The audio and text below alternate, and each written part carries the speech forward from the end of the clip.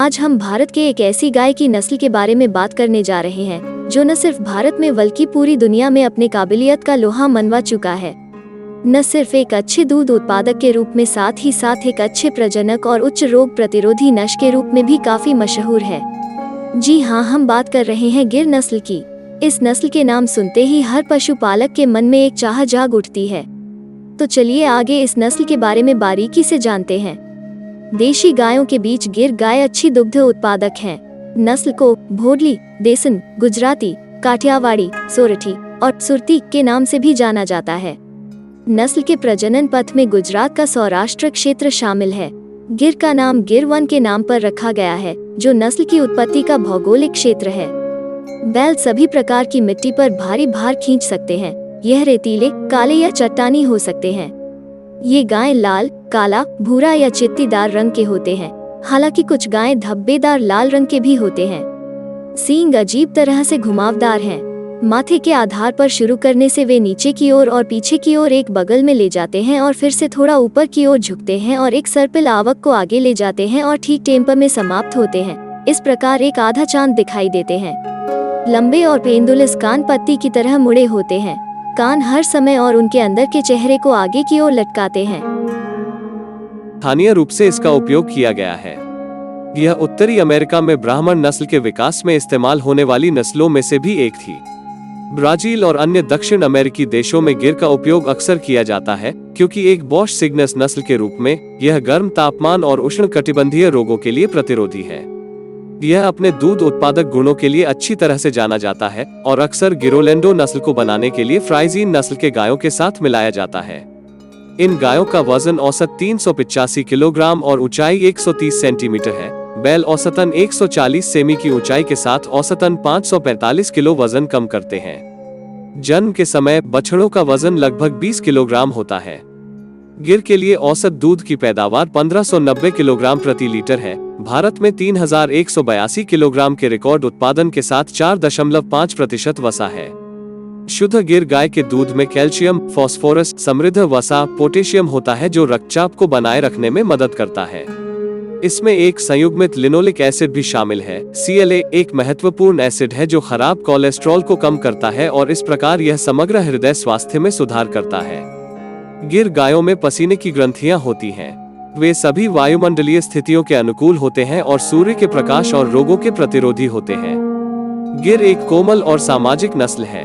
उन्हें बहुत आसानी से नामित किया जा सकता है और कभी कभी वे मालिक की आज्ञा पर प्रतिक्रिया भी करते हैं। गिर गाय का प्रजनन हार्मोन चक्र 21 दिनों में एक बार होता है और 24 घंटे तक रहता है। जब उचित चारा गाय को प्रदान किया जाता है तो 20 से 24 महीनों में इसका प्रजनन चक्र हो सकता है। गिर गायों की अनुमानित गर्भधारण अवधि 280 से 285 दिनों की होती है। बछड़े होने के बाद ये गायें लगभग 310 दिनों के लिए दूध दे सकती है। एक गिर गाय लगभग 12 से 15 साल तक जीवित रहती है और 6 से 10 बछड़े पैदा कर सकती है। अब बारी है इनके पालन पोषण की, जो कि पशुपालन में सबसे ज्यादा महत्वपूर्ण है। गायों को दिया जाने वाला भोजन एक महत्वपूर्ण कारक है जो गायों में स्वास्थ्य और उत्पादन वृद्धि को बढ़ावा देता है। गायों को खिलाने का खर्च खेती की कुल लागत का लगभग 50% है। फीड की लागत को कम करने के लिए खुली चराई आवश्यक है और ये गायों को आवश्यक पोषण भी प्रदान करती है। इसके अतिरिक्त गिर गाय को हरे ज्वार, बाजरा, स्ट्रॉ, मूंगफली केक, सूखा चारा, कपास बीज केक, सोयाबीन की भूसी, नारियल और गुड़ के साथ खिलाया जाता है। मवेशियों को खिलाई जाने वाली सब्जियों में गाजर, चुकंदर और ड्रमस्टिक्स शामिल हैं। नियमित रूप से दूध पिलाने की दिनचर्या होनी चाहिए, लेकिन स्तनपान कराने से बचना चाहिए। सभी अनाज को मध्यम जमीन पाउडर के रूप में गाय को प्रदान किया जाना चाहिए। बैक्टीरिया और मोल्ड्स को रोकने के लिए गायों का चारा सूखी जगहों पर संग्रहित किया जाना चाहिए। गाय की फीड का अनुमान उसकी बढ़ती अवस्था और स्थिति के अनुसार होना चाहिए, जैसे कि 6 महीने से नीचे की गाय के लिए चारा, बढ़ते हुए जानवर, स्तनपान कराने वाली गाय, बैल आदि। हर समय मवेशियों को पर्याप्त मात्रा में पानी उपलब्ध कराया जाना चाहिए। गिर मवेशियों में मृत्यु दर बहुत कम है। गाय में मृत्यु का खतरा तब अधिक होता है जब वो पैदा होने के सिर्फ 1 महीने की उम्र तक होती है। ब्रोंको न्यूमोनिया और न्यूमोएंटेराइटिस बछड़ों की मृत्यु के 2 मुख्य कारण हैं। जब वे 2 से 3 सप्ताह के होते हैं तो वायरल श्वसन संबंधी वैक्सीन बछड़ों को दी जाती है। जब बछड़े 1 से 3 महीने के होते हैं तो उन्हें क्लोस्ट्रिडियल टीकाकरण दिया जाता है। गिर गाय कभी कभी प्रजनन संबंधी विकारों जैसे प्रोलैप्स, प्लेसेंटा रिटेंशन, डायस्टोकिया इत्यादि से पीड़ित हो सकती है, क्योंकि गायों को चावल और गेहूं के भूसे के साथ खिलाया जाता है। वे भूसे में मौजूद फ्यूसेरियम कवक के कारण संक्रमित हो जाती हैं और डीग नाला नामक बीमारी विकसित करती हैं। यह बीमारी गायों के पैरों को संक्रमित करके उनके आंदोलन को चुनौती देती है।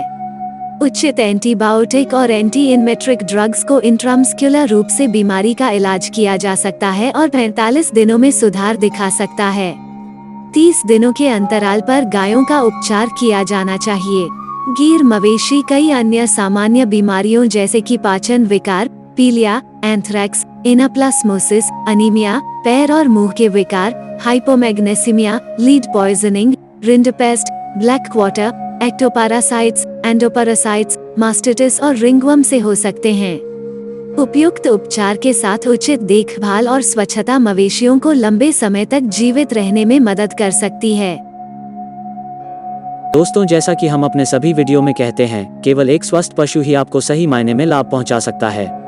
इसलिए यह महत्वपूर्ण है कि आप किसी प्रशिक्षित पशु चिकित्सक द्वारा समय समय पर उनकी स्वास्थ्य जांच करवाते रहें। तो दोस्तों, इस वीडियो में हमने गिर प्रजाति की गाय की सभी विशेषताओं को बताने की कोशिश की है। यदि आप पशुपालन व्यवसाय से जुड़े हैं या आपके पास डेयरी फार्म है तो ये सभी विशेषताओं के साथ गिर आपके लिए एक बहुत अच्छा विकल्प हो सकता है। मित्रों, हमसे जितना हो पाया है गिर गाय में बारे में जानकारी इस वीडियो में दे दिया है। और अगर और भी कुछ अधिक जानकारियाँ आपके पास है तो हमसे ज़रूर साझा करें। आप हमें कमेंट में भी बता सकते हैं, अन्यथा हमारे वेबसाइट namitaudyog.in पर जाकर अपनी बात पहुंचा सकते हैं। हमें आपके कमेंट्स और सुझावों का इंतजार रहेगा।